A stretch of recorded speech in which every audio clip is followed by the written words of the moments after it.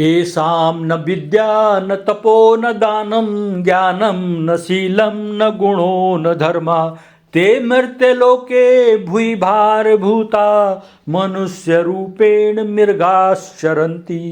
कंठस्थ की हुई एक श्लोक लिखिए जो इस प्रश्न पत्र में न हो और उसको हिंदी भाषा में अनुवाद भी कीजिए। विद्या, तप, ज्ञान, अच्छा आचरण, गुण और धर्म ये सब मनुष्य में होना आवश्यक है। जिसके पास इनमें से कुछ नहीं वह मनुष्य नहीं अपितु जानवर है। इस प्रकार इन गुणों से रहित मनुष्य इस धरती पर बोझ है। हेलो गाइज, आपका मेरे चैनल BVM लाइन में बहुत बहुत स्वागत है।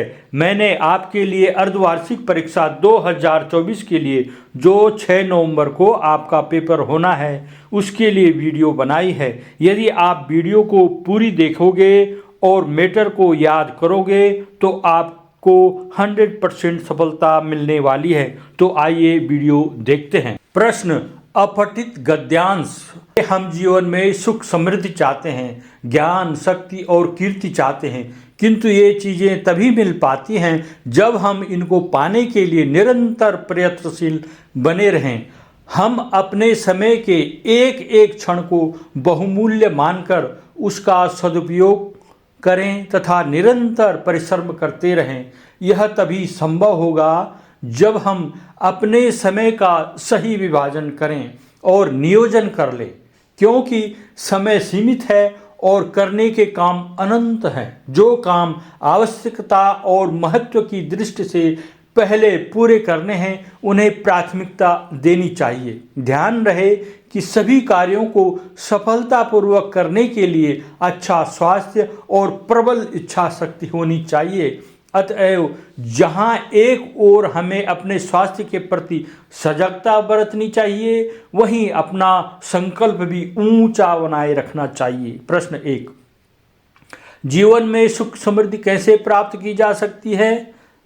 जीवन में सुख समृद्धि प्रयत्नपूर्वक ही प्राप्त की जा सकती है। इसके लिए हमें निरंतर समय का सदुपयोग और परिश्रम करना होगा। समय विभाजन और नियोजन करना क्यों आवश्यक है? समय विभाजन और नियोजन करना इसलिए आवश्यक है क्योंकि हमारे पास समय कम है और काम अनंत है। कम समय में अधिक काम करने अथवा समय के सदुपयोग के लिए समय विभाजन और नियोजन आवश्यक है। ग कार्यों को सफलतापूर्वक पूरा करने के लिए किन बातों के प्रति सावधानी बरतनी चाहिए? उत्तर: कार्यों को सफलतापूर्वक पूरा करने के लिए स्वास्थ्य के प्रति सावधानी बरतनी चाहिए एवं इच्छा शक्ति को दृढ़ रखना चाहिए। प्रश्न: काम अधिक होने पर हमें क्या करना चाहिए? उत्तर: काम अधिक होने पर हमें आवश्यकता एवं महत्व की दृष्टि से कामों को प्राथमिकता देनी चाहिए और सबसे पहले सबसे आवश्यक एवं महत्वपूर्ण कार्य को करना चाहिए। प्रश्न: उपर्युक्त गद्यांश का एक उचित शीर्षक दीजिए। शीर्षक लिखेंगे इसका समय का सदुपयोग और नियोजन या समृद्धि का मूल मंत्र। प्रश्न: खेल का सामान उपलब्ध कराने के लिए अपने विद्यालय के प्राचार्य को एक प्रार्थना पत्र लिखिए। सेवा में प्रधानाचार्य, आदर्श इंटर कॉलेज, कोटद्वार। विषय है खेल का सामान उपलब्ध कराने के संबंध में।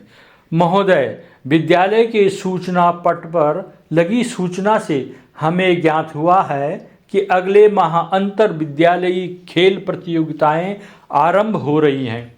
खेद के साथ हमें आपको यह लिखना पड़ रहा है कि इस बार वर्षा के बाद खेल के मैदान की समुचित देखरेख नहीं हो पाई है।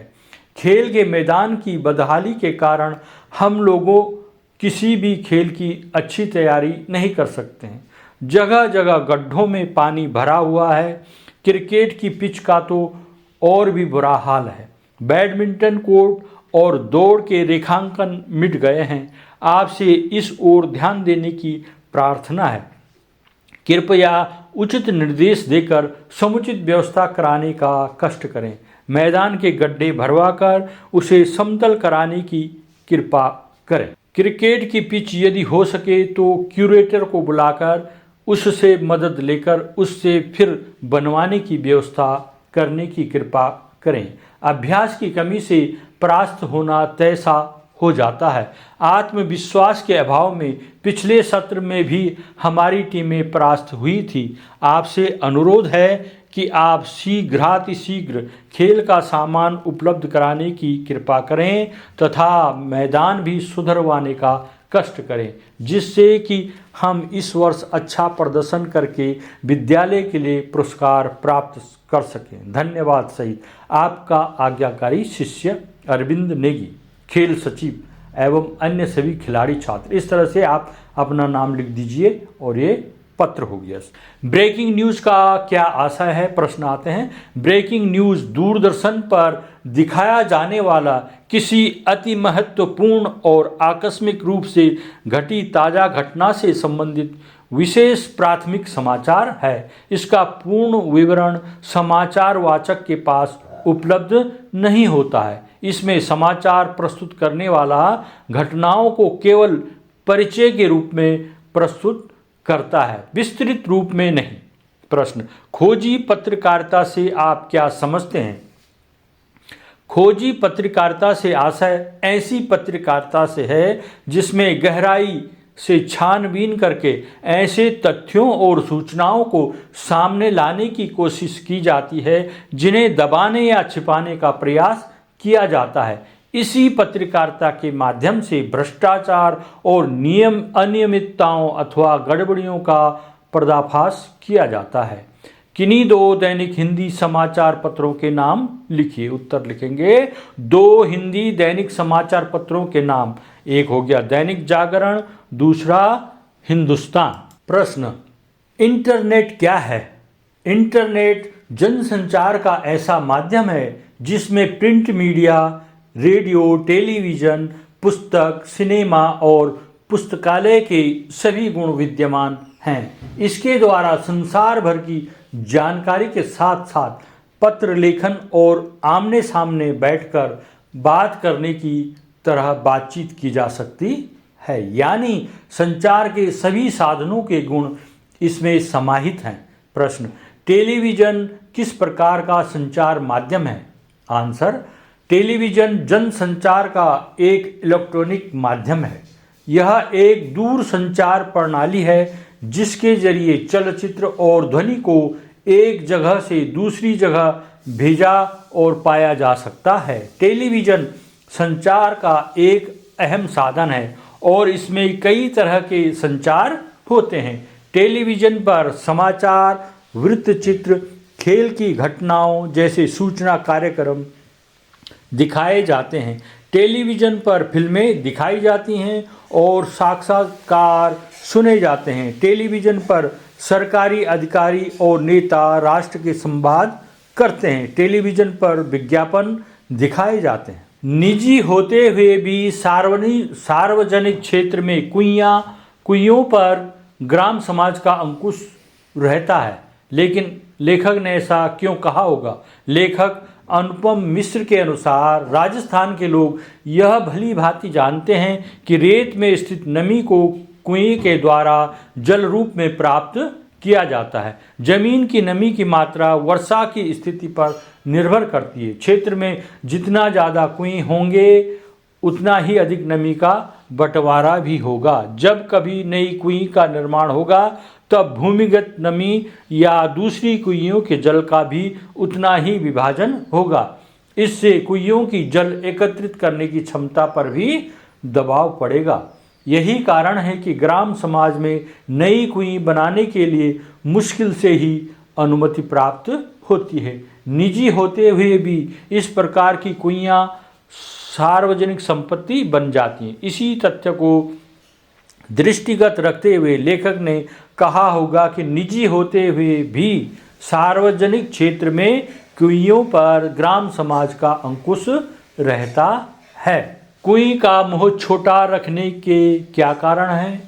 कुएं का मुंह छोटा रखने के 3 कारण हैं। पहला, छोटे व्यास में पानी की ऊंचाई बढ़ जाती है, आराम से पानी निकाला जा सकता है।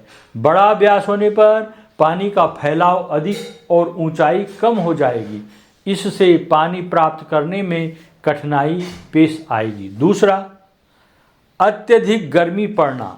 तेज गर्मी के प्रकोप से कुएं के फैले हुए जल का भाप बनकर उड़ जाना आसान हो जाएगा। छोटा मुंह होने से ऊपर की गर्मी का असर गहराई में स्थित जल पर नहीं पड़ेगा और उसकी मात्रा सुरक्षित रहेगी। तीसरा, वाष्पीकरण से बचाने के साथ साथ पीने के पानी को शुद्ध बनाए रखने के लिए भी उसे ढकना अति आवश्यक है। ढकने के उद्देश्य से छोटे मुंह का होना काम को सरल बना देता है। बड़े मुंह पर ढक्कन लगाना, खोलना, बंद करना कठिन काम है। तातुस लेखिका के आने पर क्यों खुश हो जाते थे? तातुस सारा दिन घर में अकेले रहते थे। कहने के लिए तो घर पर दिन में उनका छोटा बेटा रहता ही था, परंतु वह था एकांतवासी, वह किसी से बात ही नहीं करता था। तातुस लेखिका को अपनी बेटी की तरह मानते थे, उससे बातें करके उन्हें खुशी मिलती थी, इससे उनकी उदासी दूर हो जाती थी। लेखिका के साथ हंस बोलकर उनको आनंद का अनुभव होता था। यही कारण था कि वे लेखिका के आने पर प्रसन्न हो जाते थे। प्रश्न, पंडित अलोपीदीन को हथकड़ियों में अदालत जाता देखकर किन किन लोगों ने उनकी निंदा की और क्यों?